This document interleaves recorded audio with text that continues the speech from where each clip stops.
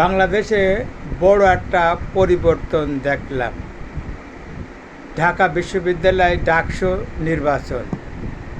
VP Sadek কায়েমের বক্তব্য হচ্ছে, আমি ভিপি হয়ে আপনাদের মাঝে থাকতে চাই না।